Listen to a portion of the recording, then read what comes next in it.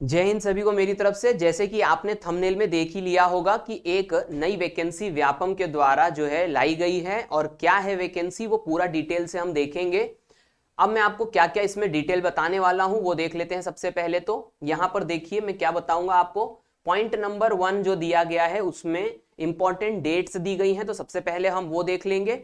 मैं आपको इस तरीके से डिटेल बताऊंगा ताकि आपको कहीं पर भी परेशान ना होना पड़े, क्योंकि साइबर कैफे वाले भी कभी कभी डिटेल अच्छे से नहीं दे पाते हैं।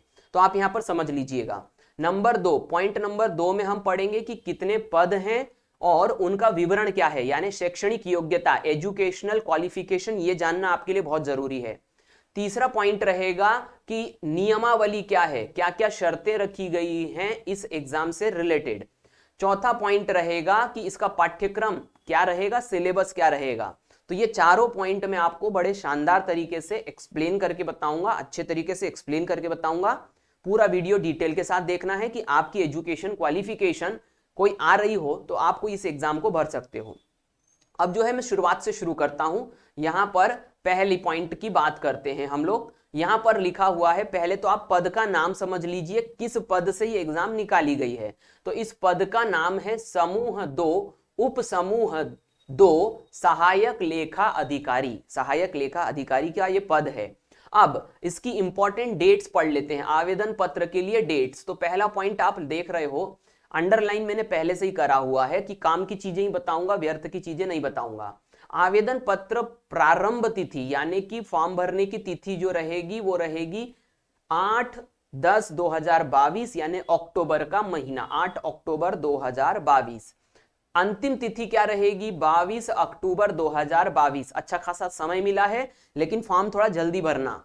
इसके बाद में संशोधन की भी तिथि जो है वो शुरू हो जाएगी 8 तारीख से ही, जिस दिन से आप फॉर्म भरोगे। यानी यदि आपके फॉर्म भरने में कोई एरर आई है तो आप उसी वक्त, यानी कि उसके 1 दिन बाद 2 दिन बाद भी आप उसको करेक्शन करवा सकते हो। अगली चीज है संशोधन की अंतिम तिथि। तो जब आप लास्ट डेट देखोगे तो उससे 5 दिन का और एक्स्ट्रा टाइम मिलेगा आपको इस फॉर्म में करेक्शन करने के लिए। अगली बात है कि परीक्षा की दिनांक क्या रहेगी, कौन सी तारीख को एग्जाम होगी। तो 18-19 नवंबर 2022 को ये एग्जाम होगी। 2 दिनों में पूरी एग्जाम खत्म हो जाएगी, बहुत बढ़िया तरीके से। आगे बढ़ते हैं, अब हम शुल्क की बात कर लेते हैं कि यहां पर परीक्षा शुल्क क्या रहेगा। तो ध्यान दीजिए, यहां पर अनारक्षित यानी कि अनरिजर्व्ड जनरल कैटेगरी के लिए जो फीस रखी गई है वो है 500 रुपए। इसके अलावा जो भी कैटेगरी है उसके लिए रखी गई है 250 रुपए।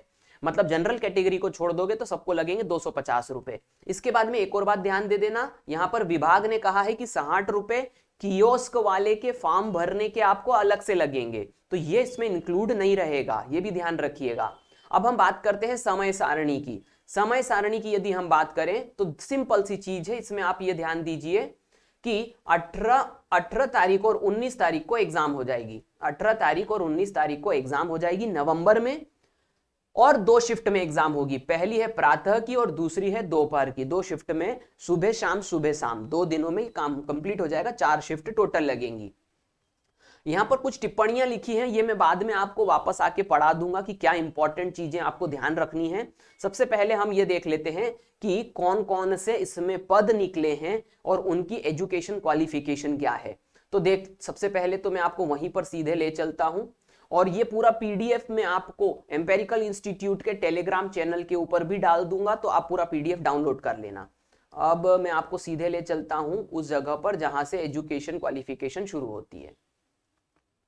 चलिए, तो यहां पर ये रहा अध्याय 2। क्या है अध्याय 2, ये कहता है कि रिक्त पदों का विवरण, यानी कितने पद हैं और उनका विवरण क्या है। तो ध्यान दीजिए, यहां पर आपको यहां दिखना है सीधी भर्ती। आप मोबाइल को लैंडस्केप पे रख दीजिएगा क्योंकि मुझे पूरा डिटेल दिखाना है। तो यहां पर लिखा हुआ है सीधी भर्ती, सीधी भर्ती को ही आपको देखना है। और यहां पर लिखा हुआ है अनारक्षित के लिए 18 पद, ईडब्ल्यूएस के लिए 7 है, अनुसूचित जाति के लिए 8 है, अनुसूचित जनजाति के लिए 11 है, और आरक्षित पिछड़ा वर्ग के लिए 15 हैं। इस प्रकार से कुल पद हो गए 59। कम पद नहीं है क्योंकि ये पोस्ट बड़ी है, इसलिए ध्यान देना, मैं तनख्वाह के हिसाब से आपको बताऊंगा। आगे बढ़ते हैं, एक एक चीज को हम समझते चलते हैं कि कैसे कैसे पद हैं। अब इसमें कोड होंगे, बहुत सारी कैटेगरी में एग्जाम निकली है। आप जब फॉर्म भरने जाएंगे तो पहले से ही समझ के जाइए कि कौन सा फॉर्म भरना है और क्या आपकी एजुकेशन क्वालिफिकेशन रहनी चाहिए। कोड नंबर 1 का यदि आप एग्जाम भरते हैं तो उसका जो नाम है वो है लेखापाल, कुल पदों की संख्या है 7 और इसके लिए एजुकेशन क्वालिफिकेशन क्या है यहां पर लिखा हुआ है नीचे, वाणिज्य यानी कॉमर्स संकाय में 50% आपके होने चाहिए, 50% की डिग्री होनी चाहिए आपकी कॉमर्स में। इसके बाद में मान्यता प्राप्त संस्थान से, किसी इंस्टीट्यूट से कंप्यूटर में 1 वर्ष का डिप्लोमा पीजीडीसीए या डीसीए का आपके पास में प्रमाण पत्र होना चाहिए, ये भी आप याद रखना है। तो ये पद यदि भरो तो ये 2 क्वालिफिकेशन होनी चाहिए। तनख्वाह कितनी रहेगी, 5200 से लेके 20,200 का पद रहेगा। 5200 ये ग्रेड पे बता रहा हूं। आगे बढ़ते हैं। अब इसके बाद में अगला पद क्या है, जल्दी जल्दी बताता चलता हूं। कोड 2 पर लेखापाल ही है और कुल पदों की संख्या है 8। इसमें भी बीकॉम चाहिए आपको प्रथम श्रेणी में, ध्यान देना यहां पर स्पेसिफिक क्वालिफिकेशन है। बीकॉम तो चाहिए लेकिन प्रथम श्रेणी में चाहिए, फर्स्ट डिग्री में चाहिए, फर्स्ट ग्रेड में चाहिए। और मान्यता प्राप्त संस्थान से टेली में 1 वर्ष का क्या होना चाहिए, अनुभव। एक्सपीरियंस भी मांग रहा है पद नंबर 2 में। इसके बाद में आगे बढ़ते हैं। कोड नंबर 3 में सीधी भर्ती फिर लेखापाल, कुल पद 1 है, कोड के हिसाब से है और उनकी क्वालिफिकेशन अलग अलग है, इसीलिए लेखापाल अलग अलग रूप से आ रहा है। इसमें शैक्षणिक योग्यता क्या है, मान्यता प्राप्त विश्वविद्यालय से वाणिज्य यानी कॉमर्स में स्नातक चाहिए और कार्य करने का अनुभव, लेखा क्षेत्र का अनुभव। स्पेसिफिक नहीं करा कितना चाहिए, 6 महीने, 2 महीने, 4 महीने, बस एक्सपीरियंस चाहिए। तो कोड नंबर 3 लेखापाल, कुल पद 1 रहेगा। कोड नंबर 4 की अब हम बात कर लेते हैं। कोड नंबर 4 ये रहा, कोड नंबर 4। तो कोड नंबर 4 में क्या कहा गया है, वरिष्ठ लेखापाल, पद का नाम है वरिष्ठ लेखापाल, कुल पदों की संख्या है 3 और शैक्षणिक योग्यता है मान्यता प्राप्त विश्वविद्यालय से बीकॉम में मात्र 55 डिग्री की आपको जो है डिग्री चाहिए, 55% की डिग्री चाहिए। इसमें कोई एक्सपीरियंस नहीं है, 3 पद हैं इसमें। कोड नंबर 5 क्या कहता है, कोड नंबर 5 भी देख लेते हैं। कोड नंबर 5 का जो पद है वो है वरिष्ठ लेखापाल, 1 पद है। संविदा कर्मियों हेतु 20% आरक्षित है ये। दूसरी बात, शैक्षणिक योग्यता क्या है इसमें, मान्यता प्राप्त विश्वविद्यालय से बीकॉम चाहिए 55% के अंदर, 55% वाला बीकॉम डिग्री। इसके बाद में अगला पद देखते हैं। कोड 6 चाहिए, कोड 6 में कैशियर सहायक लेखापाल, कुल पद 4 हैं। शैक्षणिक योग्यता कॉमर्स विषय में स्नातक चाहिए और कंप्यूटर प्रचलन यानी कि कंप्यूटर चलाते आना चाहिए, सिर्फ और सिर्फ जानकारी होनी चाहिए कंप्यूटर की, बाकी कॉमर्स में स्नातक चाहिए। स्पेसिफिक परसेंटेज नहीं बोला गया है, तो ये भी आप ध्यान रखिएगा। कुल पद हो गए इसमें 4। इसके बाद में कोड नंबर 7 भी आएगा, 7 देख लेते हैं पहले। कोड नंबर 7 जो है वो देख लेते हैं। कोड नंबर 7 है सहायक लेखा अधिकारी, कुल पद 1 है इसमें और मान्यता प्राप्त विश्वविद्यालय से बीकॉम और मध्य प्रदेश लेखा परीक्षा उत्तीर्ण होना चाहिए। ये बात आप अंडरलाइन कर लेना है। यदि आप कोड नंबर 7 भर रहे हो तो आपको मध्य प्रदेश लेखा परीक्षा उत्तीर्ण होना चाहिए, बीकॉम होना चाहिए। इसमें वेतन कितना है, 36,200 से 1,14,800 तक वेतन है, यानी इस रेंज में आपको वेतन मिलेगा। आपकी हाईएस्ट पेमेंट 1,14,000 तक जाएगी। इसीलिए बोला था पदों की संख्या कम है क्योंकि बड़े लेवल के पद हैं। आगे बढ़ते हैं। कोड नंबर 8 की अब हम बात करें तो सीधी भर्ती कैशियर सहायक लेखापाल, पदों की संख्या 2 है। इसका शैक्षणिक योग्यता देख लेते हैं। इसका शैक्षणिक योग्यता है विश्वविद्यालय से आपको चाहिए कॉमर्स विषय में स्नातक व कंप्यूटर का प्रचलन, कंप्यूटर आना चाहिए और आपको मान्यता प्राप्त विश्वविद्यालय से कोई भी यूनिवर्सिटी जो भी लग रही है, कॉलेज होना चाहिए आपका, भी विश्वविद्यालय का मतलब ये है। आगे बढ़ते हैं। अगला जो है वो देखते हैं क्या है। कोड नंबर 9 सीधी भर्ती सहायक लेखा अधिकारी, पद 1 है इसमें और बीकॉम के साथ मध्य प्रदेश लेखा परीक्षा उत्तीर्ण होना चाहिए, ध्यान देना है इसको।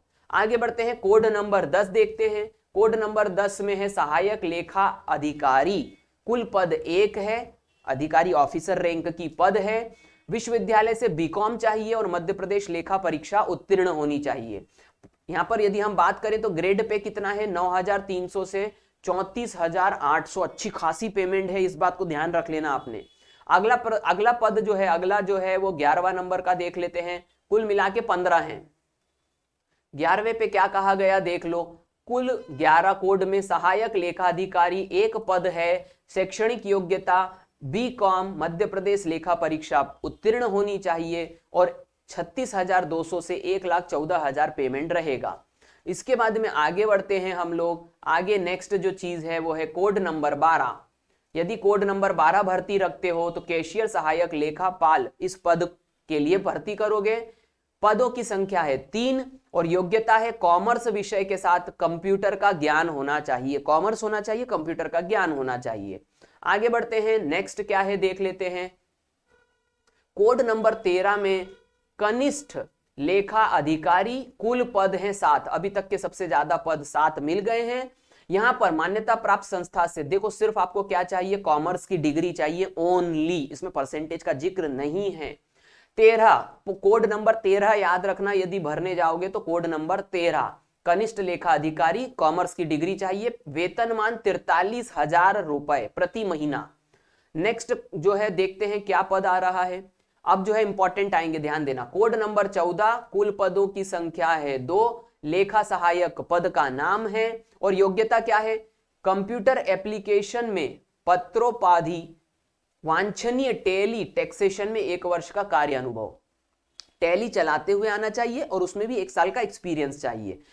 15 नंबर की भर्ती देखते हैं। 15 शायद इंपॉर्टेंट है, देखता हूं। यस, सबसे ज्यादा भर्तियां पद यहीं पर मिलेंगे। कोड नंबर 15 पद का नाम है उप अंकेक्षक और कुल पद हैं इसमें 19। अब ध्यान देना, इसकी मान्यता यानी कि इसकी शैक्षणिक योग्यता क्या है, विश्वविद्यालय से वाणिज्य में स्नातक की उपाधि। ओनली कॉमर्स चाहिए, सबसे ज्यादा पद इसी में निकले हैं। यदि कोई भरना चाहेगा तो इसी जगह पर भरेगा। 19 पद और सिर्फ कॉमर्स की डिग्री चाहिए, कोई एक्सपीरियंस नहीं। और वेतन कितना है, वेतन है 25,300 से 80,500।